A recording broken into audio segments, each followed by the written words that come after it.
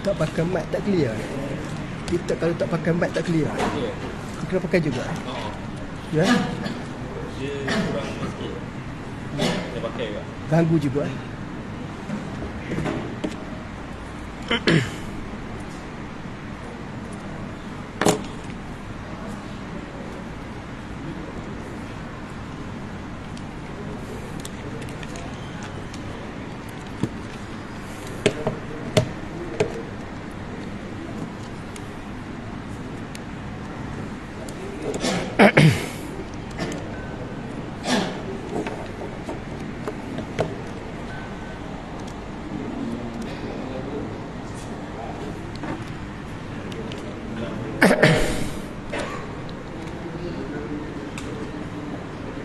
Assalamualaikum warahmatullahi wabarakatuh. Linabiyil karim wa ashabul kiramul fatihah. A'udzubillahi minasyaitonir rajim. Bismillahirrahmanirrahim. Alhamdulillahi rabbil alamin arrahmanir rahim maliki yaumiddin. Iyyaka na'budu wa iyyaka nasta'in ihdinas siratal mustaqim. Siratal ladzina an'amta 'alaihim ghairil maghdubi 'alaihim waladdallin.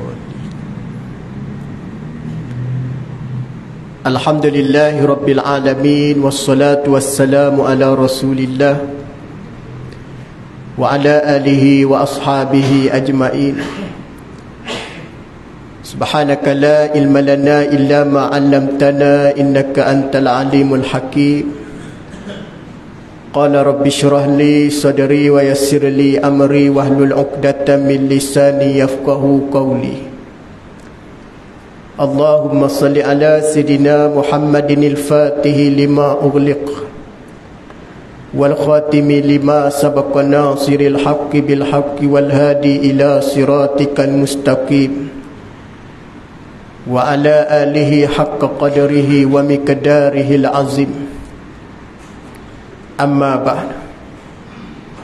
Yang dikasihi tuan pengurusi, seterusnya tuan imam, sasah pimpinan para jemaah,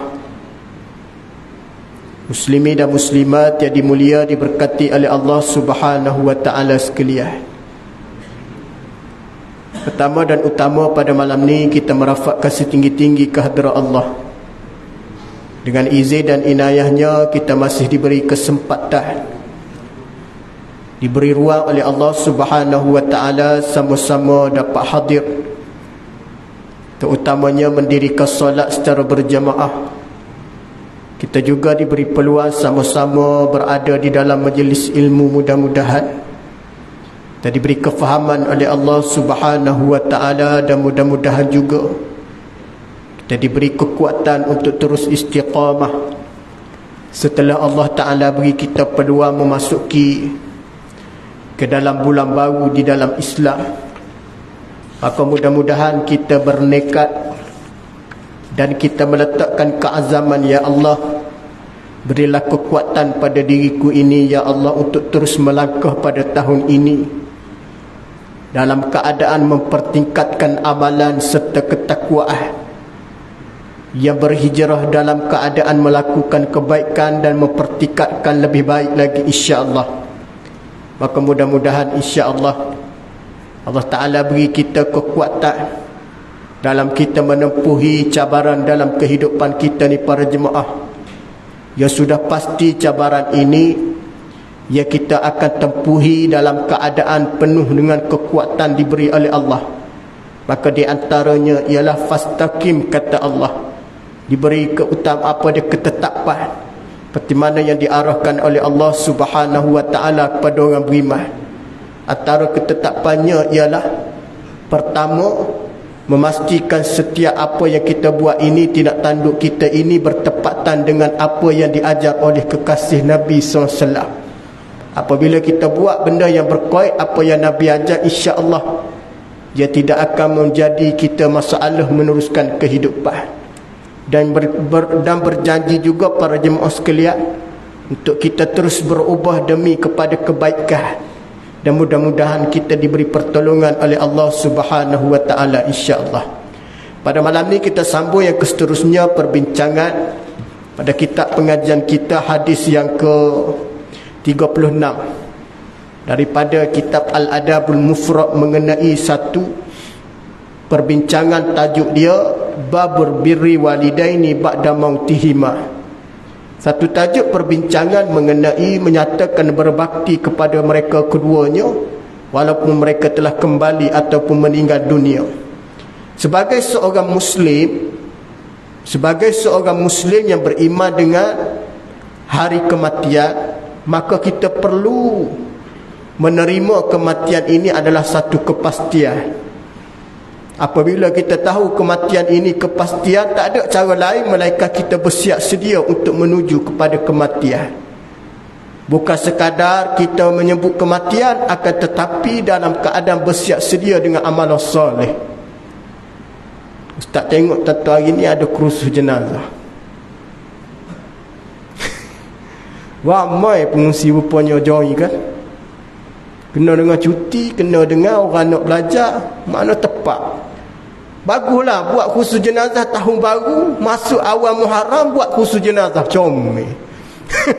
Mana paling kurang, dia tahu mati aku lepas ni macam ni lah, nak urus dia. Betul tuan-tuan, kita duduk dalam masyarakat ni ramai orang yang tahu tentang mati, tapi tak ramai orang boleh pandai mengurus. Orang tahu mandi, orang tahu kapan, orang tahu semaya, orang tahu nak tanam, tapi apabila suruh urus, anak tak berapa mahir. Apabila kita suruh urus, dia kata apa tuan-tuan? Anak kena belajar dulu, bagi orang-orang mahir lah.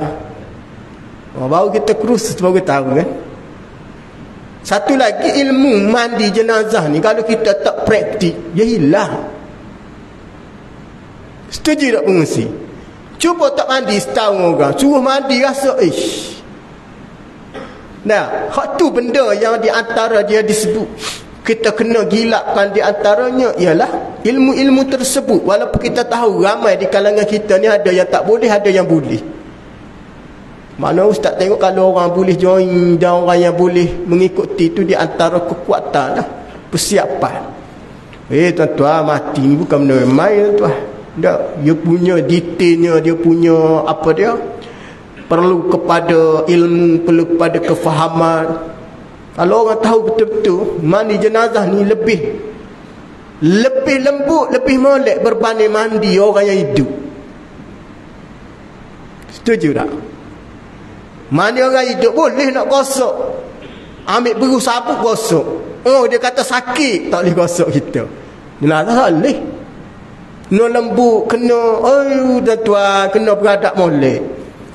Mudah-mudahan tuan-tuan diberi kekuatan insya-Allah. Tahniahlah mana pengusaha boleh buat lepas ni seksyen 20 tak berebut dah orang nak mandi jenazah.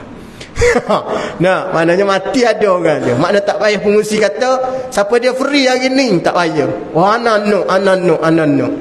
Allahu Rabbi.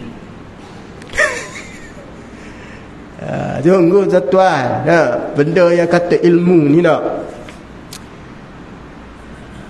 Sebab jarang tak ramai orang yang tak berapa nak berminat. Boleh join. Muslimat pun sama juga. Tapi satu benda Ustaz tengok, satu je kalau boleh amal comel. Mungkin penceramah nak beritahu. Orang Melayu kita Ustaz tengok tidak berlaku. Bila suami meninggal, kenapa isteri tak nak? Betul tak? Ustaz tengok, betul tak mengusir? Sepatutnya isteri meninggal, suami ada hak. Setuju tak? Suami ada anak cukup lah. Tapi kenapa tak berlaku? Suami meninggal, isteri ada hak. Maksud dia faham tak? Isteri ada hak maknanya atas jenazah tersebut. Isteri perlu ambil tahu, ni comel benar. Tapi orang Melayu kita banyak keseguh, usah kat orang je. Dia main kontrak kat orang je, tahu bayar duit dia. Entah. Sebab suami isteri ni dia aurat tak ada dua tu kan. Lepas tu yang kedua, dia tak ada istilah dia rasa malu segar. Anak ni kadang-kadang malu tu anak. Ada anak malu tau. Ada anak malu tak pandai nak holo tangan bawah kain masa nak gosok dalam tu. Dia kata, tak biasa ustaz. Memelah pasal sekali ni je mati. Ayah kita tak pernah mati sebelum ni. Dia boleh kata tak biasa. Memang tak biasa. Apa sebab ni mula-mula mati. Hala tangan muka kain tu. Kita kata jangan akak kain, malu dia. Masuk tangan. Oh tak biasa ni. Duk gagal benda lain boleh. Tapi nak cerita, nak basuh tak boleh. Pasal apa tuan-tuan? Dia rasa ada malu. Mungkin yang kedua dia rasa macam, yalah benda tak biasa buat. Orang luar yang tak ada kena-mengena dengan ayah kita tak segar malu tu. Siap masuk bilik jenazah, mandi ayah kita, korek lubang tu, korek lubang ni dah. Ambil kata bak tu, masuk lubang hidung, masuk lubang telinga, korek. Kita nak korek pun tak gamuk kata, geli kata dia. Anak. Dah. Pernah tengok tak si ayah seduk ke hak anak tak tak? Orang zaman dulu seduk mengusi kan? Anak puah dia pergi seduk. Anak hari ni belum tentu mampu seduk hidung dia. Tobat dah. Masuk ustaz sendiri belum tentu lagi. Tapi nak cerita yang tak pernah pakai je. Besarnya pengorbanan. Hak tu kita tak kena belajar. Tanggungjawab anak ni bukan sekadar menghormati sahaja tapi memuliakan kematian. Baik. Hadis yang ke-36 malam ni kita sambung perbincangan mengenai wajib berbakti setelah kematian mereka berdua. Maknanya dirujuk pada muayyah selepas mati wajib berbakti, di antara memuliakan. Hadis ni berbunyi bagaimana satu ketika Nabi SAW berkata, Muhammad ibn Sirin, kunna inda Abi Hurairah lailatan faqala Allahumma ghafir li Abu Hurairah wa li ummi wa liman istaghfar lahuma qala li Muhammad fa nahnu nastaghfiru lahuma hatta nadkhula fi da'wati Abi Hurairah. Muhammad bin Sirin berkata, adalah kami di sisi Abu Hurairah radhiyallahu anhu pada satu malam. Maka beliau berdoa, ya Allah, ampunilah Abu Hurairah. Ampunilah Abu Hurairah bukan bermakna Abu Hurairah meninggal, tak meninggal lagi Abu Hurairah masa tu hidup. Tapi minta doa, ampunilah ya Allah Abu Hurairah. Ibunya dan orang yang memohon ampun bagi keduanya berkata kepadaku, yakni perawi Imam Ibn ataupun Muhammad bin Sirin, maka kami pun memohon keampunan bagi keduanya sehingga kami masuk ke dalam doa Abu Hurairah radhiyallahu anhu. Dah. Nak cerita pada kitanya apa dia tuan? Di dalam doa kita ni ataupun orang hidup ni, dia boleh mendoakan kepada si mati. Hak tu kitanya bagi orang hidup apabila menziarahi si mati, apabila datang kepada orang yang meninggal, kita boleh doa. Antara doa yang kita doa pada Tuhan, Allahumma ghafir lahum warhamhum. Itu sependek-pendek doa tu dalam solat jenazah. Solat jenazah ni dia panggil, sebahagian daripada ulama sebut ia sebagai solat yang doa ataupun sebahagiannya doa. Sebab solat jenazah ni solat yang tak ada rokok sujud. Pandangan kita Syafi'i, solat jenazah ini solat yang mana di dalamnya dipenuhi dengan doa. Tu tengok. Doa je dia. Hak tu kalau kita tengok antara solat yang mana dibolehkan dilakukan di kalangan mereka ataupun di kalangan pelakunya, sebahagian disebut apa dia? Seseorang yang mana boleh menjadi imam, boleh menjadi imam kepada solat jenazah walaupun dia tidak tahu tentang rukun sembahyang. Hak tu kalau orang yang nak jadi imam jenazah, kita offer pada anak dulu. Jadi anak tu dia tidak syarat nak jadi imam jenazah, dia kena tahu rukun sembahyang 13. Tapi kalau nak jadi imam di waktu tak tahu tentang rukun sembahyang, tak boleh. Tak tahu mana rukun, mana sunat, mana wajib, tak boleh. Tapi kalau solat jenazah anak tak tahu, tapi anak tahu doa je. Jadi kita ajar pada anak, boleh jadi imam tak? Boleh ustaz, doa je lah. Doa je lah, doa. Sebab dia tahu tak ada rokok sujud. Jadi bagi anak, dia naik jadi imam, dia doa. Cuma adalah doa yang disebut doa-doa yang khusus tu. Tapi kalau dia tak mampu nak doa khusus, lepas dia akad takbir, dia baca Fatihah, takbir kedua dia doa, Allahumma fillahu warhamhu, kalau muk dia doa. Yang ketiga pun dia doa Allahumma fillahu lagi boleh. Yang keempat pun dia doa juga pun boleh. Kerana yang berkait dengan doa je. Cuma kita banyak sebut dia punya apa dia doa-doa tertentu, tapi anak tak mampu doa. Dia doa apa dia? Allahumma fillahu warhamhu, Allahumma fillahu warhamhu. Dia doa tu dah kepada mak dia dah. Cukup memadai dah. Dah cukup memadai dah bagi seorang anak. Tak syarat dia kena tahu. Yang penting dia doa. Cuma kita sebutlah sunat baca doa ni, doa ni, doa ni. Tapi sembahyang tadi kena. Sembahyang kena. Dalam bab doa tak ada masalah. Boleh minta doa. Yang berkait doa yang mana kepada si mati. Faham tak? Tuan-tuan jangan keliru pula. Ada orang dia kata tak berani pasal dia teringat doa. Habis tu ingat doa apa dia? Ingat doa-doa kepada keampunan, doa pada si mati, dia ingat sebahagian, tak ingat sebahagian. Boleh baca sebahagian yang dia ingat. Maknanya kita tak boleh nak memaksa. Kita tak boleh nak memayahkan. Baik. Kata Imam Nawawi rahimakumullah, di situasi seorang ayah dan seorang ibu, bagi dia berharap doa anak. Faham maksud dia? Bagi ayah dan ibu, apabila matinya dia, antara harapan dia adalah doa anak. Kerana Nabi SAW bersabda, iza mata ibnu Adam in qata'a amaluhu illa min salas. Mati anak ada 3 perkara je tak akan putus. Wa waladun soleh, anak soleh. Anak soleh ni anak yang senantiasa berdoa.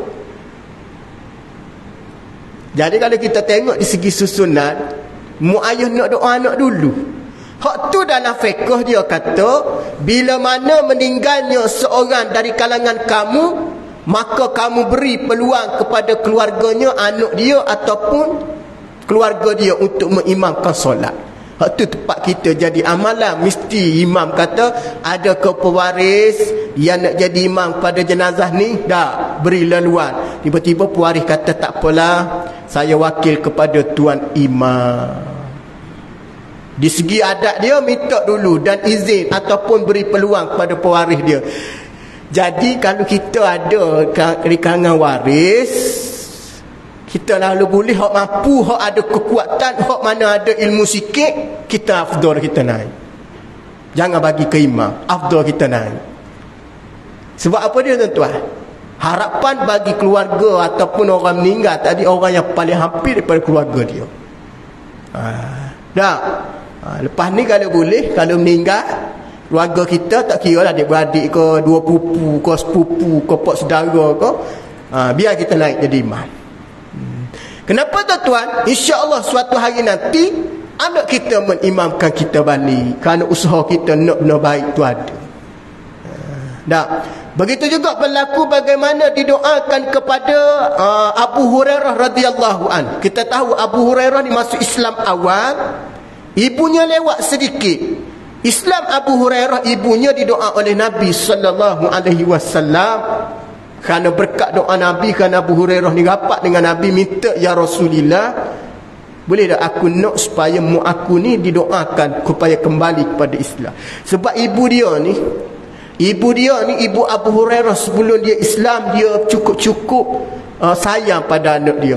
Anak dia pula kebetulan dia masuk Islam, dia tidak memutuskan hubungan pertalian dengan mak dia. Maknanya kata, dia senantiasa pergi ziarah antara satu sama lain.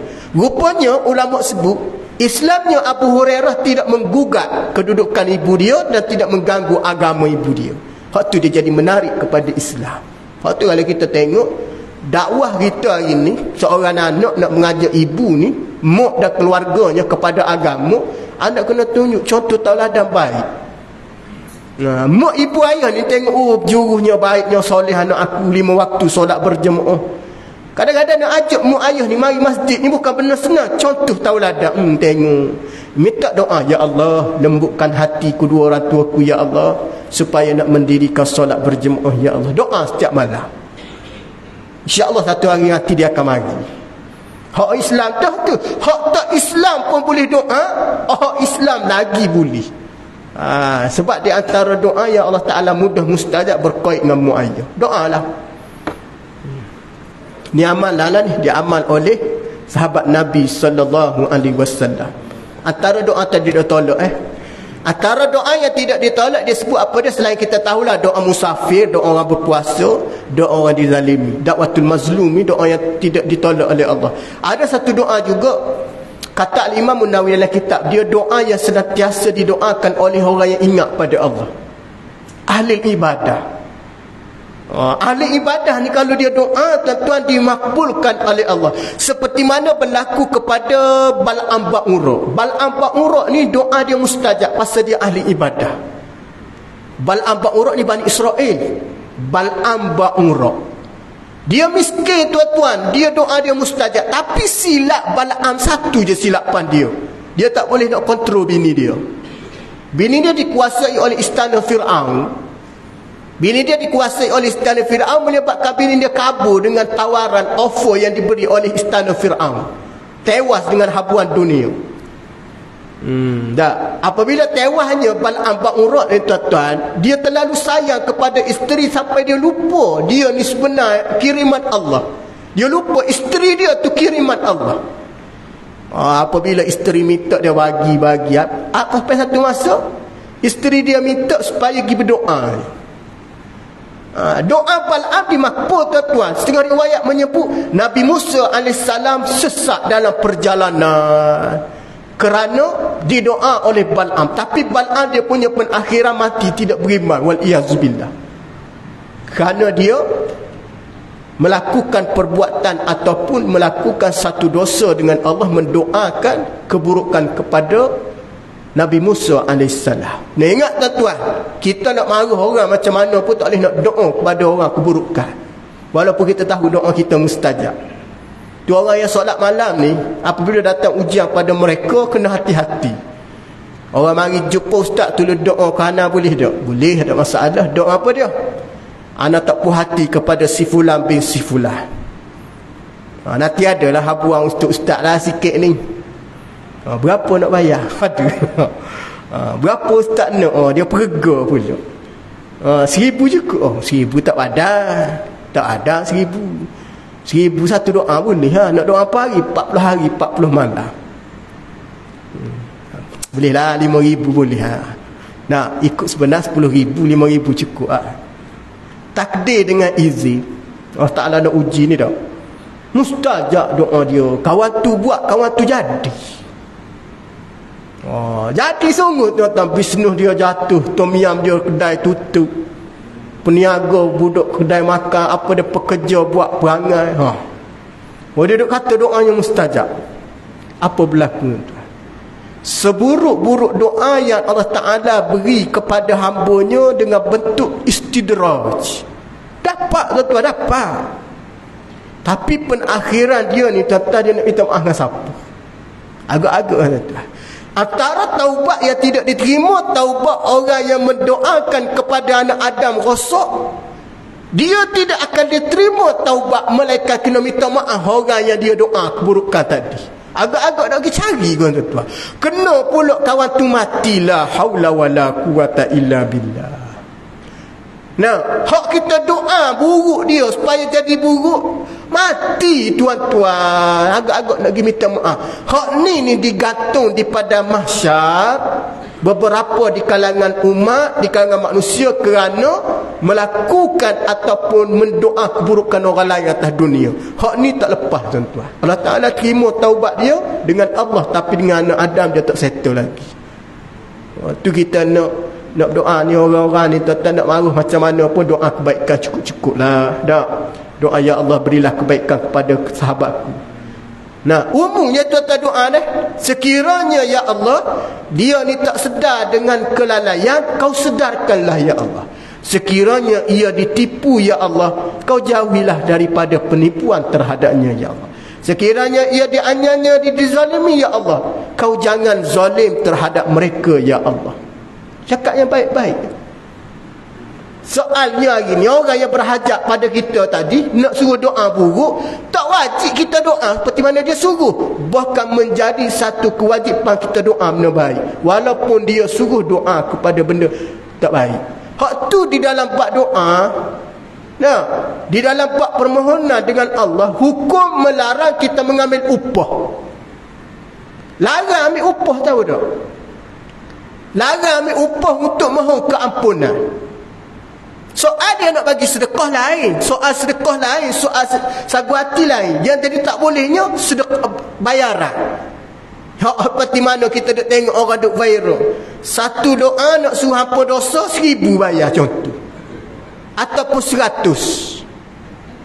Hak tu tak boleh. Hak tu bid'ah tu tuan-tuan. Bid'ah yang dilarang oleh syarak, mengenakan bayaran khusus. Soalnya kita nak bagi tu lain tuan-tuan. Ustaz tolong doa ustaz, mudah-mudahan perniagaan anak ni berjalan dengan lancar. Lepas berdoa mai ajak tu semua, puak masuk duit dalam sampul, letak dalam poket ustaz yang doa tadi. Boleh, tak ada masalah. Tapi ustaz pula yang dapat tadi jangan menganggap itu upah dia tuan-tuan. Oh, malam ni anak orang upah anak. Buka-buka sapu ada 500. Tak kerja apa je? Anak kerja doa je. Berat. Maka puak-puak ni pun pakat belajar doa, berhenti buat grade nak baca doa belakang. Tak boleh tuan-tuan begitu. Itu bukan bayaran upah tuan-tuan. Tak ada bayaran upah pun. Allah Ta'ala sebutkan, ujibu da'watad da'i iza da'an falyastajibu li. Mu minta dengan aku akan mustajabkan doa.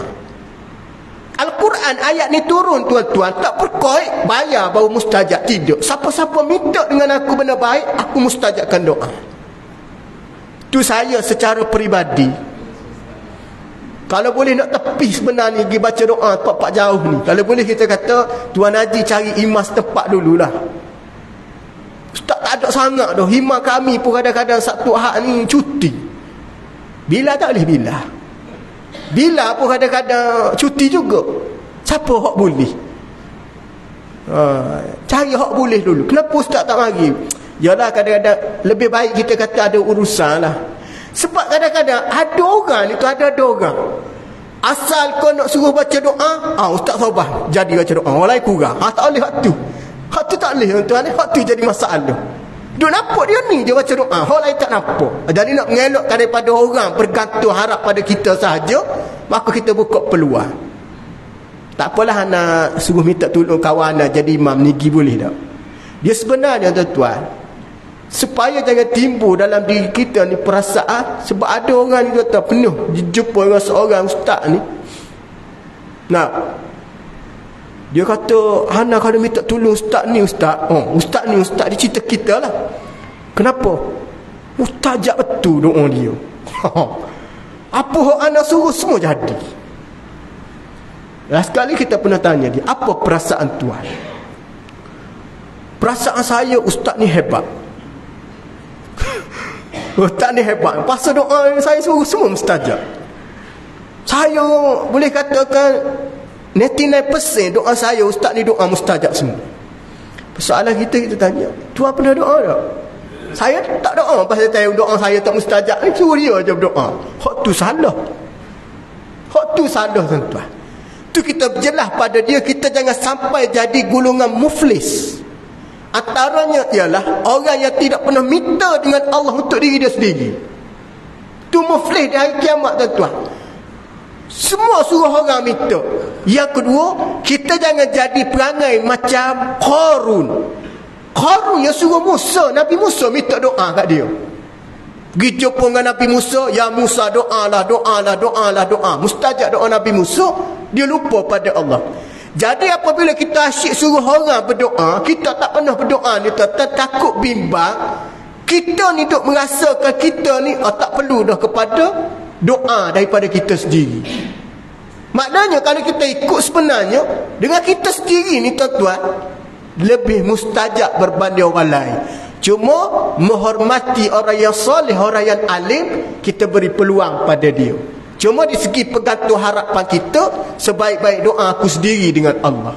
Tapi apabila jumpa dengan orang soleh, jumpa dengan tok guru, jumpa dengan orang alim, syekh tolong doakan aku, anak-anak ni syekh tolong baca doa, tak menjadi masalah. Nah, tapi harapan kita supaya doa kita ni juga di antara doa yang dimakbulkan oleh Allah. Hak tu atas anak sendiri ni, nak pergi ziarah kubur tak perlu nak ajak tu imam. Jangan duk ajak ustaz sangat-sangat ziarah kubur ni. Ustaz pun penat nak pergi lah. Kita sendiri pergi. Nak qul huwallah sudah memadai dah. Masuk ke tanah kubur, beri salam, assalamualaikum ya ahlal kubur, ataupun ya ahlal diyar. Yang kedua tambah minal muslimin wal muslimat, kepada kaum muslimin dan muslimat. Tambah doa. Yang kedua, doa juga, ya Allah, kau ampunilah mereka yang duduk di dalam kubur ini, ya Allah. Kau berilah sebaik-baik taman daripada kubur ini. Yang ketiga, ya Allah, suatu hari nanti, ya Allah, di sinilah tempat aku, ya Allah. Mudah-mudahan sebaik-baik tempat bagiku dan bagi sahabatku semua, ya Allah. Boleh doa. Ada doa yang boleh diamalkan lah. Berkait dengan doa yang kita menziarahi kubur. Bagaimana hadis yang ke-37, 38, tengok. Hadatsana Abu Rabi' qala hadatsana Ismail bin Ja'far qala akhbarana al-Ala'u an abihi Abi Hurairah radhiyallahu anhu anna Rasulullah sallallahu alaihi wasallam qala idza matal 'abdu in qata'a anhu amaluhu illa min salas sadaqatin jariyah aw ilmu yantafa'u bihi aw waladin salih yad'u lah. Daripada Sayyidina Abu Hurairah radhiyallahu anhu bahawasanya Nabi SAW bersabda, apabila meninggal dunia di kalangan seorang hamba, terputuslah segala amalannya melainkan daripada 3 perkara. Pertama yang Nabi sebut apa dia? Sedekah jariyah. Sedekah jariyah ni tuan-tuan, sedekah yang mengalir, yang memberi manfaat, yang berpanjangan. Itu namanya, sebahagian ulama kata sedekatun jariyah. Yang kedua, sedekah tadi yang mana digunakan kemanfaatan. Hak tu duit orang sedekah tak boleh kita simpan. Duit orang sedekah ke masjid, surau, yang aku simpan, tuan-tuan. Ada setengah masjid surau tu je suka tengok statement akaun masjid surau tu banyak. Ustaz pun pelik. Kalau dia buat mesyuarat, ustaz tahu tak akaun masjid saya berapa? Sebab saya pernah pergi satu masjid, baru pergi masjid tu, first time pergi kuliah. Nazir dia kata, ustaz nak tahu tak keuangan masjid saya berapa? Saya jawab dalam hati saya, mana tahu aku tak pernah tarik sini dah. Berapa Tuan Nazir? Cuba ustaz teka. Tak, kita duk teka tengok dengan kedudukan mingguan dia, collection seminggu 12,000, 13,000 kan. 24, 48, kurang busuk 50,000 lah sebulan. Kita kata dalam, ada kot dalam 200-300,000. Dia kata jauh sangat ustaz teka. 1.3 million tuan-tuan. Saya pegang Nazir dah masuk 3 penggal. Duit masuk, dana masuk banyak. Saya memang cermat berbelanja. Kita rasa macam bunyi cermat berbelanja. Ia bukan cermat berbelanja, berbelanja secara yang berhemah. Dengan erti kata keperluan atas duit tadi mesti dibelanjakan. Kita dengar sebelah pihak kata pula, masjid yang paling berkira untuk buat program. Tu kita tak suka dengar. Tanya lepas kuliah makan, berapa kali sebulan seminggu Tuan Aziz kuliah? Kami buat 1 Ahad aja. Hari kerja tak boleh buat pasal orang letih. Orang letih dia kata. Orang letih, jadi saya program dia kata amal khususi. Amal khususi ni ada yang main handphone, ada yang duk cakap, ada yang duk kacau kopi. Tu khususi dia bagi. Tak apalah. Maknanya people boleh imagine, patut dia banyak. Imam kami tak ramai imam. Sebab kami nak yang seorang kualiti bagus. Tapi fahamlah imam ni, tak ada pengalaman 10 tahun lepas jadi imam. Hei, tuan-tuan imam ni Kadang-kadang tuan-tuan, makan nasi tak selera tau. Terutamanya waktu-waktu nak masuk waktu bertugas, tak selera nak makan tuan-tuan. Aku makan banyak, benguh nak sakit perut, macam-macam tuan-tuan. Lepas tu kita bercakap, katanya imam tak bolehlah seorang, tak bolehlah dua. Ambil lah 3-4 orang, boleh rotik cover-cover. Tak boleh usah. Kualitinya tak ada. Tuan-tuan, ada orang bangga tuan-tuan, orang derma banyak, dia simpan banyak. Tapi ada satu masjid dia kata, saya berbelanja duit. Makin saya belanja, makin duit bertambah. Itu baru betul. Kami buat program kambing tuan-tuan, 10 ekor kambing tuan-tuan, Maulidur Rasul kambing, awal Muharram kambing, malam Jumaat tahlil kambing. Tuan-tuan, siapa jemaah dia tu boleh katakan kambing tu, tak heran kalau sebut kambing, maknanya tak lupa ba'diyah insya'. Maknanya dah biasa dah. Ada setengah tempat bunyi kambing tak ada ba'diyah insya' tuan-tuan. Nampak? Maknanya dia dah tahu dah tuan-tuan, mana dah makan tak ada nikmat dah bagi dia. Ba'diyah insya' selamba je. Kambing golek open house tu tak ada berebut sangat tuan-tuan. Maknanya dia ni orang yang selalu makan benda macam tu, tak ada keinginan sangat. Kenapa tuan-tuan? Masjid berbelanja. Tapi dahsyat tuan-tuan pun infak pederma tuan-tuan. Tu pengusi tu tak? Simpan duit. Hak Nabi sebut ni tuan-tuan, sedekah yang alirkan, gunakan, jangan simpan tuan-tuan. Tu bukan hak kita. Duit kita Islam tak suruh simpan banyak tuan-tuan. Duit kita Islam tak suruh simpan. Duit kita Islam suruh sedekah, derma, infak, wakaf. Duit kita sendiri. Ini kan duit orang ramai. Baik. Ada satu tempat ustaz nak berkongsi, gerobak rezeki. Surah ni ada gerobak rezeki. Surah ni dia tak buat gerobak rezeki, kontainer rezeki. Makna besar terus. Gerobak rezeki ustaz minta maaf dah.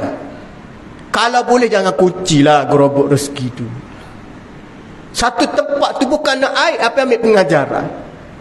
Maggi, biskut, siapa berkulak tuan-tuan? Siapa yang berkulak? Benda tu ada expired date kan? Ustaz fikir, ya Allah, kerana biskut nilai RM5 satu pack tu, sanggup dia pergi kunci.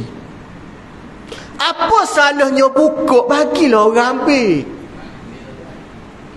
Orang yang berhajat ni tuan-tuan, takkan dia nak kedarah biskut tawar hari-hari tuan-tuan. Sampai satu masa dia tak ambil dah biskut tu, betul tak? Dia tak berhajat pun, tapi kita duk kunci tuan-tuan, Masya Allah. Sampai satu masa ustaz tengok akhir-akhir gerobak tu tak ada sambutan. Pasal apa tuan-tuan? Dia menutup hak orang nak ambil. Tulislah situ, cukup notis lah. Satu orang 1 kilo, satu orang 1 kilo. Ni main kunci tuan-tuan. Lepas tu lantik pula seorang duduk situ. Kebetulan yang jaga tu sendiri pun, dia sendiri pun tak sedar dia jaga situ. Nampak tuan-tuan? Lah dah sekali tak fasya. Beri peluang. Nak beri peluang, jangan tutup tuan-tuan. Atas kita memberi, kita nak habis, betul tak? Betul tak pengusi kita buat makan ni tuan-tuan, bagi orang tuan-tuan, makanan kita biar habis, baru kita seronok. Kita tak nak barang kita ni tak habis, betul tak? Kita buat makan, buat mi goreng malam ni contoh. Mi goreng kita buat 10 pack, orang makan habis. Apabila orang makan habis, 5 minit habis. Kita rasa gembiranya, ya Allah. Orang perlu cakap, sedapnya mi goreng ni, walaupun mi goreng bodoh pun sedap. Nak ceritanya, mi goreng bodoh ni mi goreng sajalah. Sedap makan. Pasal apa tuan-tuan? Ikhlasnya tukang masak dia. Apa pula kita goreng mi goreng, orang tak makan dan orang tinggal pula tu. Allah, aku kecewa. Sama juga gerobak rezeki. Orang mari hantar barang, habiskan. Jangan kunci.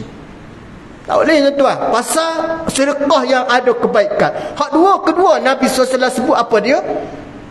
Allahumma salli ala Muhammad. Ilmu memberi manfaat. Hak ni lah kita kena tekan tuan-tuan. Ilmu yang beri manfaat ni maknanya ilmu yang kita ada digunakan untuk ataupun disebar pada orang-orang manfaatkan ilmu. Baik. Saya ni tuan-tuan, saya contoh. Pok saya ni ada bapak lah panggil.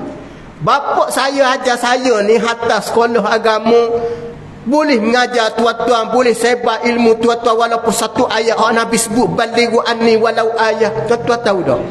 Saham dia orang dapat. Tuan-tuan nama pula hak saya sebut selepas mayang Zuhur buatlah ba'diyah 4 rakaat.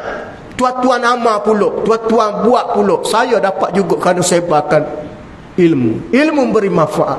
Saya cerita doalah pada mu ayah lepas solat, jangan putuskan doa ni. Allahumma rabbana fil lana zunubana. Tuan-tuan nama, saya dapat, mu ayah saya dapat. Ilmu yang beri manfaat. Hak tu kita ni kalau boleh hajar anak benda-benda yang baik. Sepaling baiknya ialah sepaling kurang ajar anak, ingatkan anak lepas mayang jangan mih doa. Itu je. Cukup. Lengah suci ayah pesan. Lepas mayang kau sibuk macam mana kau istighfar 3 kali. Astaghfirullahalazim, astaghfirullahalazim, astaghfirullahalazim alladzi la ilaha illa wal hayyul qayyum wa atubu ilaihi. Al-Fatihah. Doa tu jangan lupa. Sibuk macam mana silakan. Yang kedua, jangan lupa lengah su, jangan lupa solat qabliyah ba'diyah. Solat sunat rawatib, solat sunat kafid perdu, jangan lupa. Wallahu a'lam. Bagi laluan azan kita sambung lepas azan insya-Allah.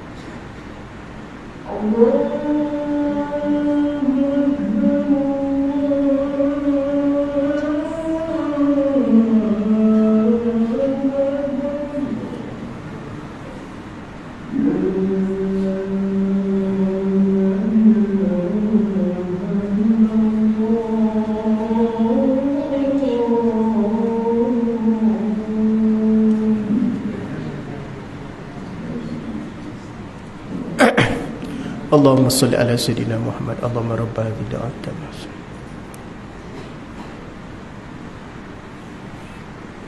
Takala tukliful mi'ad.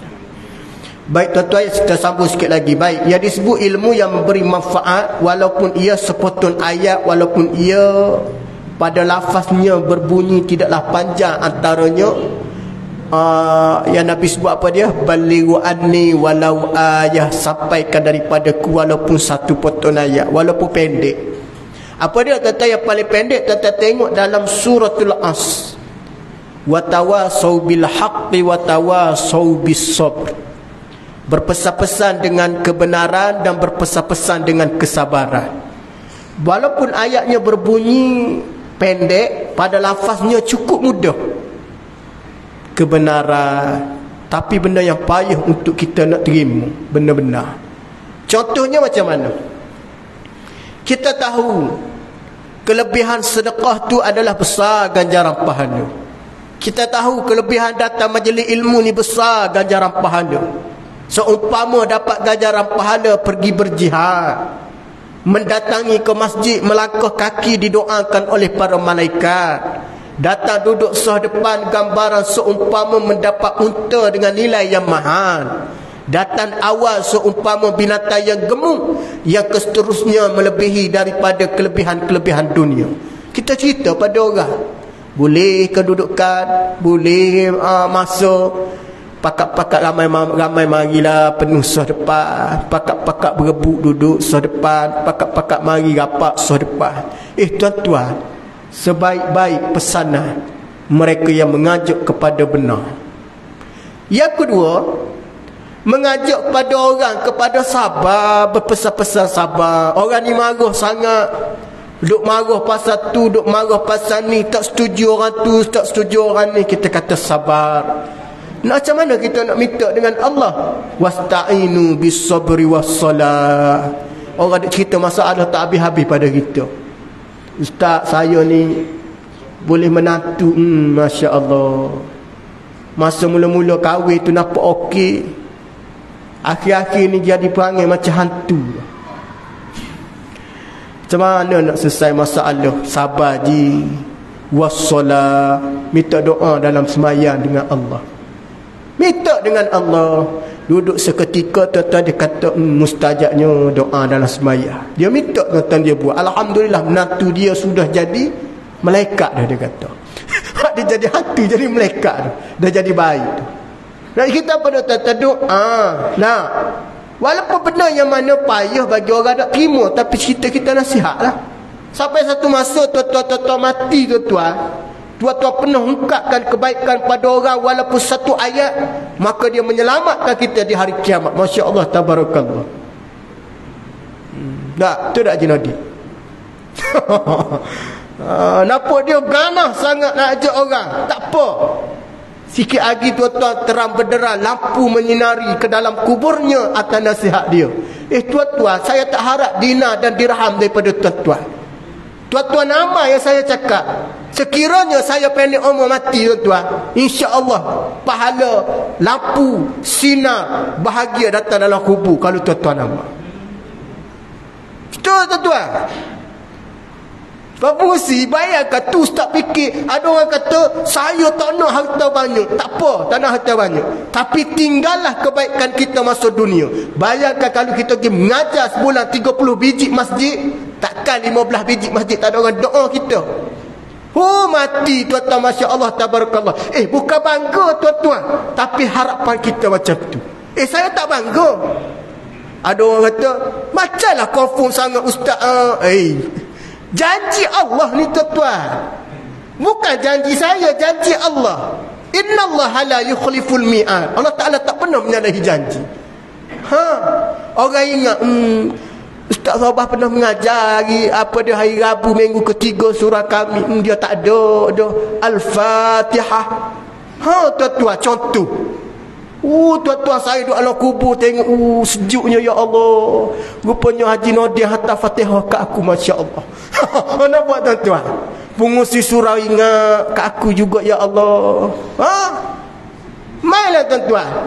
Saya tidak ada harapan lain. Harapan saya, mudah-mudahan inilah yang menjadi bahan dan menjadi orang panggil apa dia, saham akhirat untuk saya. Apa dia, tuan-tuan? Kerana ilmu yang memberi manfaat. Saya cukup yakin dan confident benda ni. Kita tidak perlu toleh ke belakang dan tidak ada keyakinan. Janji daripada Nabi. Walaupun satu ayat tuan-tuan. Gok saya mengajar bukan satu ayat, kata siapa tak tertulis. Sampai tuan pun tak bawa buku dengan pensel tak tulis. Nak kata banyak sangat dah. Walaupun satu ayat pun Allah Ta'ala beri. Allahu Rabbi. Tuan-tuan, Masya Allah. Tu siapa dia yang mari majlis ilmu ni tuan-tuan. Pasal tuan-tuan tenang muka tengok bakal syurga ni. Ni semua bakal syurga ni. Tuan-tuan nak, ada orang tuan-tuan dia kata confirm ke ustaz pula. Kita kata bakal syurga, dia kata confirm. Dia kata ustaz kita tidak boleh mendahului ketentuan Allah. Itu bukan makna mendahului tu. Saya kata tuan-tuan ni bakal syurga. Adakah saya mendahului ketentuan Allah? Tidak. Tak salah kita nak minta ya Allah jadikan kami daripada ahli syurga. Tak salah. Kita bukan mendahului ketentuan Allah, dia panggil tu. Tu orang apabila tak mengaji, tentulah dia punya cara berfikir. Kita tak boleh nak paksa orang. Adakah setengah masjid kan, tuan-tuan bawa duit jangan kedekut masuk dalam tabung. Dia boleh kata, mana boleh paksa orang? Tak paksa, cuma dia kata masuk duit dalam tabung. Tuan-tuan datang masjid jaga kebersihan. Dia boleh kata, macamlah orang tak pandai jaga kebersihan. La ilaha illallah. Orang bagi peringatan. Tidak mendahului ketentuan Allah, cuma kita ingat. Hak mendahului ketentuan Allah ni begini. Kamu ni tak masuk syurga, masuk neraka, tu mendahului ketentuan Allah. Ya benar baik, dia tak ada istilah mendahului ketentuan Allah. Mudah-mudahan ana doakan enta masuk Jannatul Firdausil A'la. Adakah salah? Macamlah ustaz tu tahu dia ni masuk syurga Firdaus. Ya Allahu Rabbi, kita nak masuk. Ke kita doa?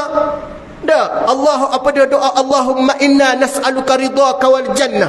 Ya Allah ya Tuhan kami, apa dia, perkenankan doa kami, redakan kami, berikan kami ya Allah syurga. Wa na'udzubika, jauhkan kami daripada apa dia? Wa na'udzubika min azabil qabri wa na'udzubika min azabi jahannam. Minta dengan Allah azab api neraka. Kita minta jauh tak salah pun tuan-tuan. Ada orang kata dia tak setuju. Hak tu dia tak berdoa tuan-tuan. Kerana dia tak setuju mendahului ketentuan Allah. Itu maknanya bukan mendahului tuan-tuan. Kita mohon dengan Allah. Ilmu manfaat ni tuan-tuan. Tuan-tuan ada ilmu manfaat apa dia tuan? Tuan-tuan ajar orang cara buat kuih. Orang menega tak ada, tidak tipu orang. Ilmu manfaat. Betul. Tuan-tuan pandai buat kuih, cara macam mana ajar orang. Sebelum buat kuih semayang sunat, lepas tu doa, jangan lupa selawat dalam uli kuih. Tuan-tuan dapat pahala tu. Yang ketiga kata Nabi, wa waladun soleh yad'ulah. Anak yang soleh ni tuan-tuan tidak putus amalan dia walaupun dia tidak niat pada mak ayah dia. Tak niat pun sampai sahab. Tak niat ya Allah pahala ni aku beri pada mak ayah aku. Tak payah niat siapa. Hak tu kita kena tinggal investment pelaburan kita. Anak ni anak soleh. Antaranya anak soleh ni kata Imam Ghazali dalam kitab Tarbiyatul Aulad, ajarlah anak kamu pertama dirikan solat dalam waktu. Ajar dia. Yang kedua, belajarlah dia mendirikan secara berjemaah. Ajarlah dia dalam keadaan solat yang khusyuk. Menutup pada kuliah malam ni, iz qala Luqmanu libnihi. Dalam surah Luqman Allah Taala sebut nama Nabi, Allah Taala sebut nama Luqmanul Hakim. Tuan-tuan, Luqmanul Hakim ni seorang ayah yang mana tidak ada keistimewaan pada zaman tu. Susuk badan Luqman adalah susuk badan yang cukup lemah. Luqmanul Hakim fizikal dia ni tuan-tuan, para ulama sebut Luqmanul Hakim fizikal dia adalah seorang yang kurus, hitam, hidung dia tak maco sangat, dia kurus, hitam, dan dia tidak mempunyai keistimewaan fizikal. Dengan izin Allah dia berkahwin dapat anak. Apabila dia dapat anak, antara yang Luqmanul Hakim ni Allah Ta'ala beri kekuatan pada dia dalam mendidik anak. Dia pernah panggil, wahai anak kesayanganku. Apa yang disebut dalam Al-Quran, la tusyrik billah, aku pesan pada kamu jangan syirik pada Allah. Kenapa tuan-tuan di zaman tu pasal Luqmanul Hakim ni bukan umat Nabi tahu, di zaman sebelum ni. Zaman tu ramai orang kufur, ramai orang ekar. Dia pesan pada anak dia, la tusyrik billah, jangan kamu syirik pada Allah. Kenapa? Inna syirka la zulmun azim. Allah Ta'ala sebutkan, sesungguhnya syirik itu kezaliman yang paling besar. Bayangkan tuan-tuan, Luqman pernah pesan pada anak dia, aqimus solah, jaga solat. Apa makna dia? Sesungguhnya solat yang kamu diri ini yang akan menyelamatkan kamu. Hak tu turun ayat tentang solat. Aqimis solata li zikri, inna solata tanha. Kita duk baca banyak ayat-ayat turun kan. Fahsya'i wal munkar, mendapat mencegah daripada fahsya'i wal munkar. Solat yang macam mana? Solat yang didirikan kata Luqmanul Hakim, penuh rasa kehambaan, penuh rasa ketaatan. Hak tu kita masuk tahun baru hijrah ni tuan-tuan. Hijrah kita nak tahu berkesan tak berkesan satu. Kita ibadah ni rasa tahap lama ke tahap baru. Kalau semangat nak semaya tu dalam keadaan tinggi, itu tandanya hijrah kita yang baik. Ada kesan. Masuk 1445 hijrah rasa semangat nak mari semaya berjemaah dan semangat nak belajar tentang solat. Itu maknanya satu penghijrahan yang paling terbaik. Kekalkan momentum tu. Yang kedua, rasa sayang kalau tak mari jemaah, rasa macam seolah-olah tak sempurna semaya di rumah. Itu tanda penghijrahan kita kepada benda baik. Bukan hari ini saja tuan-tuan, berterusan sampai kepada 1446, 47 sampai kita mati masuk dalam liang lahat. Kalau boleh ni tuan-tuan, kalau tak mari semaya jemaah, rasa seumpama macam ibarat kita ni macam tak bayar hutang orang. Tapi ada orang tak bayar hutang orang selamba lembu kenyang pun ada tuan-tuan. Tapi kalau jenis orang yang ni tak suka berhutang, tak bayar hutang orang, tak tenang. Kalau isterinya ibarat seperti mana suaminya balik lewat malam. Laki aku ni gimana balik lewat malam ni? Tak tenang maknanya gitu. Isteri pun rasa sayang pada suami, bagi semaya jemaah lah bah. Kita ni makin lama makin berumur. Kubur kata pada rumah kata pergi, kubur kata mari. Saya tengok kematian hari ni dahsyatnya ya Allah. Saya minta satunya pada abang. Abang tak nak bagi duit saya bulan-bulan tak ada masalah, tapi abang jaga solat 5 waktu berjemaah. Kalau boleh bini lagu ni tuan-tuan, agak-agak nak kahwin seorang lagi dah. Agak-agak lah tuan-tuan. Agak-agak tuan-tuan. Kalau bini kata gini, abang tak bagi nafkah kat saya, nafkah di segi duit tak apa, saya tak nak, tapi abang jaga 5 waktu solat. Baiknya perempuan. Sungguh jarang orang perempuan macam ni. Nah, pasal dia tahu tuan-tuan. Nah, ni kita nak masuk kepada yang disebut keistimewaan, kelebihan.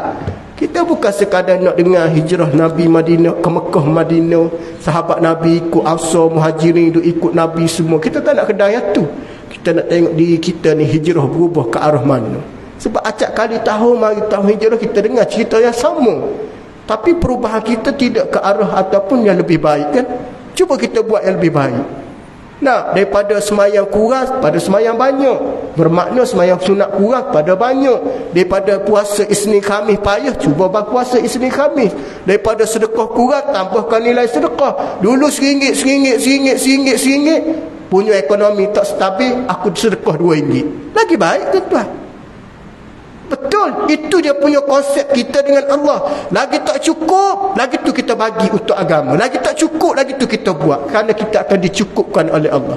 Itu sipir tuan-tuan, sipir dia. Kalau kita rasa tak cukup dengan dunia, cukupkan kita untuk dengan Allah. Apa makna dia? Bagi lagi, bagi lagi. Boleh tuan-tuan Wallahu alam, cukup sekadar tu, baik datang daripada Allah. Kurang kelemahan pada diri saya mohon kemaafan. Mudah-mudahan kita diampunkan oleh Allah Subhanahu wa taala insya-Allah. A'udzubillahi minasyaitonirrajim.